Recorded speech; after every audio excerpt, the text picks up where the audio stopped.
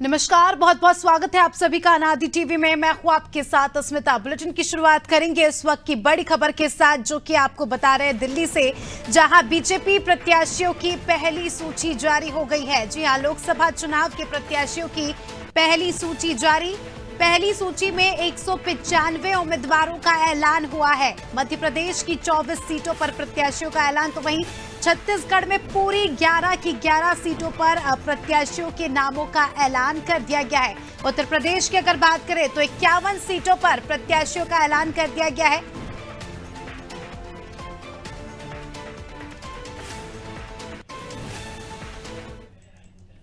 तो बड़ी खबर देखिए, स्क्रीन पर आप देख सकते हैं, सूची जारी हो गई है प्रत्याशियों की। लोकसभा चुनाव अब नजदीक है। चलिए रायपुर से सीधे रुक करेंगे, हमारे साथ नंदलाल जुड़ चुके हैं। नंदलाल, बीजेपी ने लोकसभा चुनाव के लिए प्रत्याशियों की सूची जारी कर दी है। छत्तीसगढ़ में खास बात देखने को मिली कि 11 की 11 सीटों पर प्रत्याशियों के नाम घोषित कर दिए गए।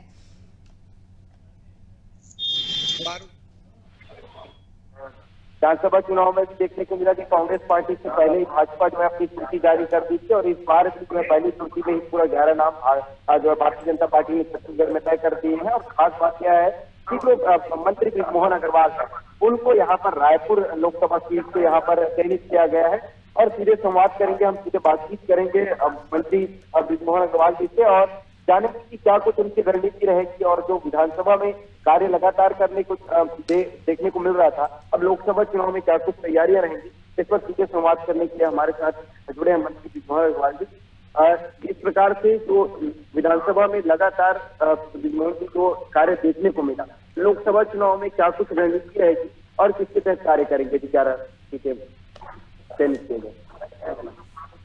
देखिए, भारतीय जनता पार्टी ने नेतृत्व में जब जो दायित्व दिया है, अभी भी जो दायित्व दिया है उसको हम पूरा करेंगे, उनके विश्वास पर खड़े।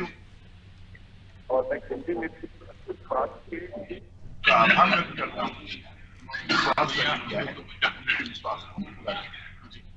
देखा जा रहा है कि दोहरी आपको जिम्मेदारी दी गई है, एक तो राज्य में भी संभाल रहे हैं मंत्री के रूप में, अब देखा जाएगा कि जो लोकसभा चुनाव में भी सांसद चुन कराएंगे, कैसे भूमिका जो नेतृत्व होता है वो दोहरी पहली चौथी जो भी जिम्मेदारी दी जाती है को पूरा करता है। पहले भी क्या ऐसे कहीं विचार चला, क्या कहते हैं, ऐसे कोई मंथन हुआ था? मुझे आप और क्या आपको यह सोचना होगा कि उससे मैं आभार करता हूँ। अंतिम प्रश्न की, रायपुर वासियों को जो है ब्रिजमोहन अग्रवाल जी जो है अपने नेतृत्व में कार्य सौंपते थे, अब कहीं ना कहीं एक केंद्र की लेवल में कार्य करने को लोगों के लिए पहले भी मैं बहुत दिया था और आगे भी। जी बिल्कुल, ये हमारे साथ मंत्री ब्रिजमोहन अग्रवाल जी जुड़े हुए थे, और इनको रायपुर लोकसभा सीट से चयनित किया गया है। देखा जाएगा कि जिस प्रकार से जो नाम तय किए गए हैं, 11 नाम जो है यहाँ पर चर्चा किया गया है, और 11 नामों की जो सूची है वो जारी हो गई है। कितना जो है प्रभाव डालेगी ये 11 नाम की सूची? कांग्रेस के पास 2 सीटें अभी भी बाकी है, 9 सीटों पर जो है भारतीय जनता पार्टी अपना कब्जा जमाई हुई है। और देखा जाएगा कि जिस प्रकार से जो तैयारी चल रही थी लोकसभा चुनाव की, वो कितना असर डालेगा। और साथ ही साथ ये बता दें कि अब रायपुर से ब्रिजमोहन अग्रवाल मंत्री दोहरी भूमिका निभा रहे हैं। बिल्कुल, ब्रिजमोहन अग्रवाल कद्दावर नेता है छत्तीसगढ़ बीजेपी के, और इस बार जो है उन पर भरोसा किया है पार्टी ने, लोकसभा में उतारा है। तो भी देखने वाली बात होगी कि आने वाले समय में क्या कुछ परिणाम होते हैं। भोपाल से हमारे साथ शबाना जुड़ी, हमारी सहयोगी। शबाना, बीजेपी ने प्रत्याशियों की सूची जारी कर दी है। मध्य प्रदेश की अगर बात करें तो 24 प्रत्याशियों की सूची यहाँ पर पार्टी ने जारी कर दी है। क्या कुछ खास इस सूची में देखने को मिल रहा है? बिल्कुल, मैं आपको बताना चाहूंगी कि 24 लोकसभा सीटों के लिए मध्य प्रदेश से भाजपा ने जो है प्रत्याशियों की घोषणा कर दी है। उन चेहरों पर भरोसा जताया गया था जिनको ये उम्मीद नहीं थी कि पार्टी जो है उन्हें टिकट देगी, लेकिन कहीं ना कहीं किसान मोर्चा के प्रदेश अध्यक्ष दर्शन सिंह चौधरी पर पार्टी ने भरोसा जताया। यहाँ भोपाल से जो है साध्वी प्रज्ञा सिंह का टिकट कट गया, आलोक शर्मा को टिकट दिया गया, फिर से उनने पार्टी पर भरोसा जताया। वहीं दूसरी तरफ अगर विदिशा की बात करूं तो आपने देखा कि किस तरीके से पिछले 18 सालों से मध्य प्रदेश की सत्ता के कमान संभाल रहे शिवराज सिंह चौहान पर एक बार फिर से पार्टी ने भरोसा जताया गया, उन्हें जो है विदिशा से टिकट दिया गया, होशंगाबाद से जो है टिकट दिया गया किसान मोर्चा के प्रदेश अध्यक्ष को। तो कहीं ना कहीं ये देखने वाली बात है, जो है कहीं ना कहीं ये देखने वाली बात है कि पार्टी ने इस बार कई टिकट काटे हैं और कई नए चेहरों को मौका दिया है। बाहर खड़ी है, किस तरह का माहौल यहाँ पर देखा जा रहा है? 24 प्रत्याशियों के नाम की घोषणा कर दी है।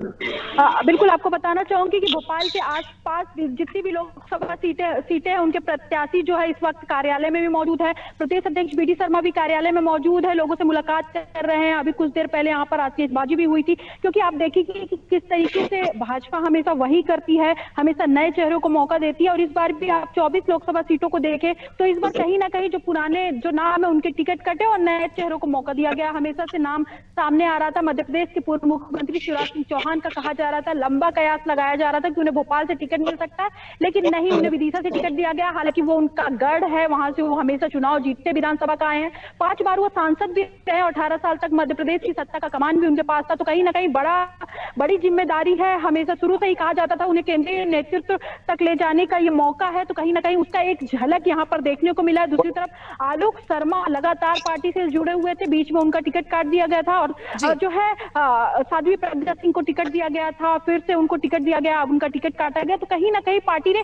चेहरों का बदलाव किया है और ऐसे कार्यकर्ताओं को मौका दिया है जिससे हमेशा से पार्टी के लिए काम किया हो। तो यहाँ पर सबसे बड़ी बात वो है कि बीजेपी जो करते आई है, हमेशा से ये दिखाने की कोशिश करती है कि हमने कभी भी परिवारवाद और इन सारी चीजों को समेट के नहीं चला, हमेशा कार्यकर्ताओं को मौका दिया और उसकी एक झलक यहाँ पर इस टिकट में देखने को मिल रही है। बिल्कुल, और जिस प्रकार से देखा जाता है कि सबको चौंकाने वाले फैसले हमेशा पार्टी लेती है, तो कहीं ना कहीं यहाँ पर भी देखने को मिल रहा है। लखनऊ से हमारे साथ उमंग पांडे हमारे सहयोगी जुड़ चुके हैं।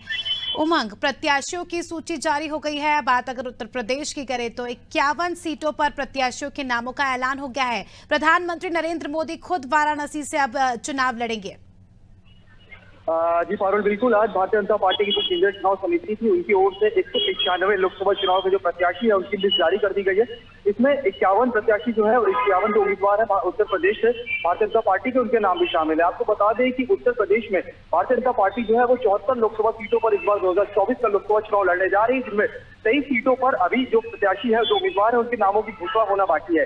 अन्य जो 6 सीटें हैं उनमें उत्तर प्रदेश में जो भाजपा की सहयोगी दल है वो चुनाव में उतरेंगे। और इसके साथ ही आपको बता दें कि 51 में से 4 नए चेहरे जो हैं, इन पे इस बार भारतीय जनता पार्टी ने उत्तर प्रदेश में अपना दाव लगाया है। बता दूं आपको कि जौनपुर से कृपा शंकर सिंह को इस बार भारतीय जनता पार्टी ने अपना उम्मीदवार बनाया है, यानी कि जो करंट सिटिंग सांसद थे उनका टिकट काटते हुए भारतीय जनता पार्टी ने कृपा शंकर सिंह के ऊपर इस बार अपना दाव लगाया है। कांग्रेस के वरिष्ठ नेता माने जाते हैं। इसके साथ ही अम्बेडकर नगर से रितेश पांडे को इस बार भारतीय जनता पार्टी ने अपना लोकसभा चुनाव का प्रत्याशी बनाया है। बता दें कि रितेश पांडे जो है वो बहुजन समाज पार्टी के सांसद थे और अभी कुछ दिनों पहले उन्होंने दिल्ली में केंद्रीय चुनाव समिति के तमाम पदाधिकारियों की अगुवाई में भारतीय जनता पार्टी ज्वाइन की थी। इसके साथ ही ओम कुमार जो कि नगीना जो है वो उत्तर प्रदेश की सीट ऐसी मानी जाती है जो कि भारतीय जनता पार्टी वहां पे मजबूत रही है। और इसके साथ ही आपको बता दें कि श्रावस्ती से साकेत मिश्रा पर इस बार भारतीय जनता पार्टी ने दाव लगाया है। तो पारुल, कुल मिला के 51 उत्तर प्रदेश की 51 लोकसभा सीटों पर उम्मीदवारों के नामों का ऐलान हो गया है। प्रधानमंत्री नरेंद्र मोदी वाराणसी से चुनाव लड़ेंगे। जातीय समीकरण को ध्यान में रखते हुए तमाम प्रत्याशियों की जो नामों की घोषणा है वो आज केंद्रीय चुनाव समिति की ओर से की गई है। कुल मिला के राज्यसभा चुनाव के बाद जो कार्यकर्ता है उत्तर प्रदेश में भारतीय जनता पार्टी के और जो नेता है वो पूरे जोश में है और जो तमाम नेता है और कार्यकर्ता है लगातार अपने पदाधिकारियों की अगुवाई में तमाम लोकसभा चुनाव से जुड़े हुए अभियानों को आगे बढ़ा रहे हैं, ताकि लोकसभा चुनाव में जो भारतीय जनता पार्टी का दावा है कि उत्तर प्रदेश में 80 की 80 लोकसभा सीटें जो है वो इस बार भारतीय जनता पार्टी जीतने जा रही है, इसी दावे को साकार करने के लिए और सभी सीटों पर कमल का फूल खिलाने के लिए भाजपा नेता लगातार काम कर रहे हैं। इसके साथ ही आपको बता दें कि भाजपा जो है वो उत्तर प्रदेश में विशेष फोकस उन सीटों पर रख रही है जिनमें पिछली बार भारतीय जनता पार्टी कमल का फूल नहीं खिला पाई थी। कुल मिला के लोकसभा चुनाव को देखते हुए 51 सीटों पर भारतीय जनता पार्टी ने अपने प्रत्याशियों की घोषणा कर दी है। लखनऊ से केंद्रीय रक्षा मंत्री राजनाथ सिंह चुनाव लड़ेंगे, अमेठी से स्मृति ईरानी है और वाराणसी से प्रधानमंत्री नरेंद्र मोदी चुनाव लड़ेंगे। इसके साथ ही कई जिम्मेदारियां जो है वो तमाम नेताओं को दी गई है। आपको बता दें कि फतेहपुर से साध्वी निरंजन ज्योति, उन्नाव से साक्षी महाराज। तो कुल मिला के भारतीय जनता पार्टी लोकसभा चुनाव को लेकर पूरे फोकस और एक्शन मोड में नजर आ रही है। जो प्रत्याशी हैं, जो उम्मीदवार हैं, उनको पूरी तरह से होमवर्क और ग्राउंड वर्क उनके ऊपर करने के बाद ही जो केंद्रीय चुनाव समिति है उसने इन सभी प्रत्याशियों का नाम फाइनल किया और इस बार 51 में से 4 नए चेहरे जो है जिन पर भारतीय जनता पार्टी ने उत्तर प्रदेश में दाव लगाया है। बिल्कुल, नए चेहरों पर भी दाव लगाया है और बहुत ही महत्वपूर्ण है उत्तर प्रदेश आगामी लोकसभा चुनाव के लिहाज से। यूपी की एक सीट जो है सत्ता डिसाइड करती है और ऐसे में अब आगाज हो गया है। 51 सीटों पर नाम घोषित कर दिए गए हैं। रायपुर से सीधे रुक करूंगी नंदलाल का। नंदलाल, अगर हम समीकरणों की बात करें तो इन 11 नामों में किस तरह से समीकरण देखने को मिल रहे हैं? कितनी महिला प्रत्याशियों के इसमें नाम है और कितने नए चेहरों को मौका दिया गया है?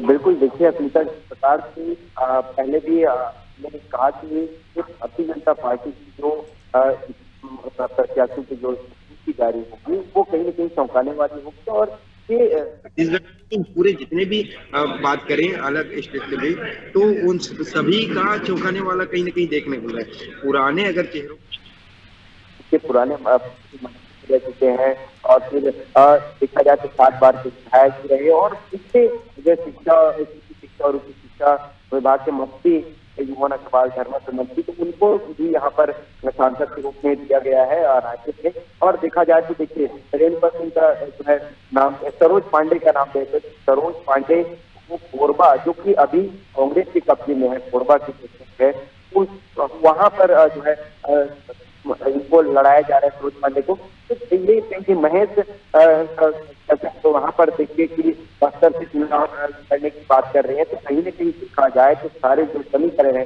विजय बघेल दूसरे से लड़ रहे हैं, जो कि अभी विधानसभा चुनाव में हमने देखा था कि जो है सीएम भूपेश बघेल के विपक्ष में लड़े हुए थे। तो कहीं न कहीं ये देखा जा सकता है कि जो पुराने चेहरे हैं उस पर इस बार फिर से दाव खेली है और जो मंत्री भी रहे, पूर्व में मंत्री रहे, उन पर भी कहीं न कहीं दाव खेलकर ये कहीं भारतीय जनता पार्टी की नई रणनीति है। और ये कारगर साबित इससे हो रही है कि लोकप्रियता के आधार पर हाईकमान ने तय किया इसके नाम और 11 नाम पर कोई विचार भी किया था। 4 नाम रहते हैं, जैसे कि मंत्री जी सुमन का भी चल भी रहा था और जो सांसद विजय बघेल का भी चल रहा था और सरोज पांडे का भी चल रहा था, लेकिन कई 3-4 ऐसे नाम है कि जो खाने वाली बात है, इसका कहीं कोई वास्ता नहीं था, उनको भी भारतीय जनता पार्टी ने टिकट दिया है। और जो तैयारियां जो पहले से कर रही थी वो उनको पता था कि पुल का जो छाप है, कमल छाप है और कहीं न कहीं जो फेस है उस पर चुनाव लड़ा जा रहा है। और मोदी बैठक क्या कार्य करती है, क्या लोकसभा चुनाव में कैसे परिणाम, इस बार जो 9 सीटें पिछले बार 2019 की लोकसभा चुनाव में 9 सीटें मिला था, क्या इस बार जो है पूरे 11 की 11 सीटें भारतीय जनता पार्टी अपने कब्जे में कर पाती है, कितना खास होगा। और कांग्रेस की इस चुनाव से 2 सीटें रखी हुई है, वो भी दावा 11 की 11 सीटें नहीं करती है, तो कहीं न कहीं भारतीय जनता पार्टी से ज्यादा उम्मीद, इससे ज्यादा जीतने की उम्मीद रखती है। तो हर एक पहलू का ध्यान रखा गया है। हर एक हम कह सकते हैं कि बिल्कुल भी रिस्क लेने के मोड में नहीं है पार्टी। पिछले बार जिस प्रकार से हमने देखा था परफॉर्मेंस तो अच्छा था, लेकिन फिर भी 2 सीट जो है कांग्रेस के खाते में गई थी। और इस बार क्योंकि नारा ही है बीजेपी का कि 11 की 11 सीटें जीतने का टारगेट है, तो अब देखने वाली बात होगी कि ये जो नाम चुने हैं प्रत्याशियों को चुनाव कितना कारगर साबित होते हैं और आगामी समय में हमें क्या कुछ परिणाम देखने को मिलते हैं।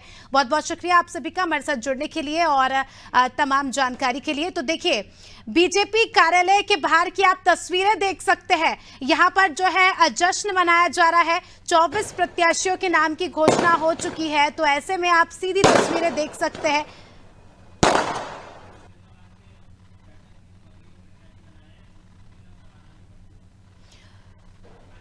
तो होशंगाबाद से दर्शन सिंह चौधरी को जो है प्रत्याशी चुना गया है और उनसे चर्चा की है हमारी सहयोगी शबाना ने। आइए आपको सुनवाते हैं।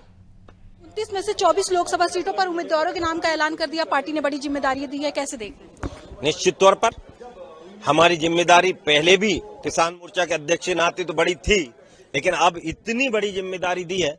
मैं पूरी जिम्मेदारी से कहता हूं कि मैं अपने शरीर का एक एक जो कतरा है इस राष्ट्र सेवा और किसान समाज गांव की सेवा में लगाऊंगा और आगे जो पार्टी ने जिस उद्देश्य से हम जैसे कार्यकर्ताओं को बढ़ाया उसको पूरा करने का मैं प्रयास करूंगा। किसान मोर्चा में प्रदेश अध्यक्ष रहे, क्या लग रहा है किसानों की जीत हुई आपको टिकट देकर? किसानों की जीत हमेशा भारतीय जनता पार्टी में रही है।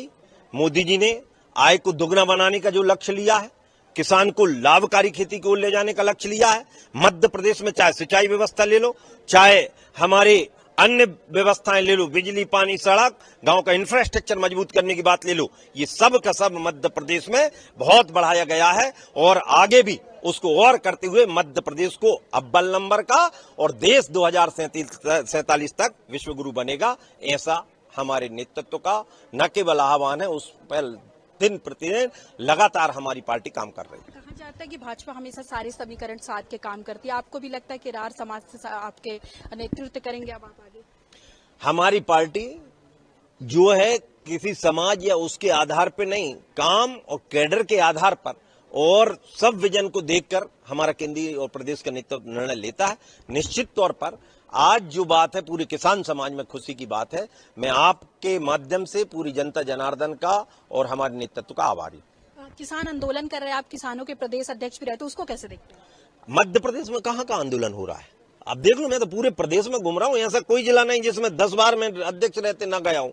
तो पूरे मध्य प्रदेश में कहीं पर आंदोलन की स्थिति नहीं है और न देश में इस प्रकार के आंदोलन की स्थिति आपके माध्यम से सब पता है। मैं अभी भी बाहर से ही आ रहा हूं तो कोई कल्पना नहीं कर सकता, मध्य प्रदेश का किसान भारतीय जनता पार्टी की नीतियों से संतुष्ट है। बहुत बहुत शुक्रिया तो बातचीत करने के लिए। तो भारतीय जनता पार्टी का जो किसान है वो कहीं ना कहीं भाजपा के साथ है। पार्टी नेतृत्व का धन्यवाद जिन्होंने टिकट दिया, ये कहना है दर्शन सिंह चौधरी का। कैमरामैन अरविंद के साथ शबाना, अनादि टीवी भोपाल। तो पूर्व मुख्यमंत्री शिवराज सिंह चौहान को विदिशा से प्रत्याशी चुना गया है। इस मौके पर उन्होंने क्या कुछ कहा, आइए आपको सुनवाते हैं।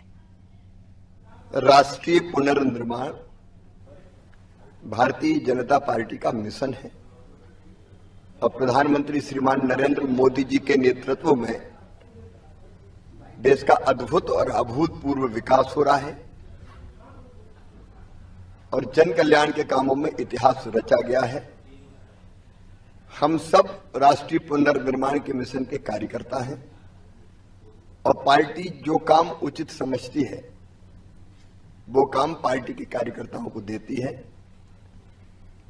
अभी पार्टी ने हम जैसे कार्यकर्ताओं को चुनाव लड़ाने का फैसला किया है। राष्ट्रीय पुनर्निर्माण के मिशन में गिलहरी की तरह योगदान देने का अवसर पार्टी ने दिया है और प्रधानमंत्री जी के नेतृत्व में विकसित भारत का संकल्प पूरा होने वाला है। उस संकल्प की पूर्ति में अपनी संपूर्ण क्षमता को लगा के हम काम करेंगे। मैं माननीय प्रधानमंत्री जी का,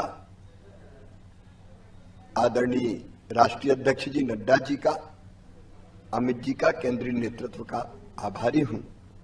विदिशा से सदैव से मेरा आत्मीय रिश्ता रहा है, फिर एक बार सेवा का सौभाग्य। तो देखिए, बीजेपी ने प्रत्याशियों की सूची जारी कर दी है। बात अगर करें मध्य प्रदेश की तो 24 प्रत्याशियों की सूची जारी कर दी, जिसमें आपने देखा कि पूर्व मुख्यमंत्री शिवराज सिंह चौहान को विदिशा से टिकट दिया है। तो वहीं छत्तीसगढ़ में 11 की 11 सीटों पर प्रत्याशियों के नाम जो है घोषित कर दिए गए हैं। कुल मिलाकर हम कह सकते हैं कि पहला बड़ा कदम यहां पर पार्टी ने ले लिया है। अब आने वाले समय में देखने वाली बात होगी कि क्या कुछ रणनीति रहती है। और अब क्योंकि प्रत्याशियों के नाम की सूची जारी की गई है तो दूसरी सूची कब तक आएगी ये भी देखने वाली बात होगी। फिलहाल इस बुलेटिन में इतना ही। दीजिए हमें इजाजत, देखते रहिए अनादि टीवी। नमस्कार।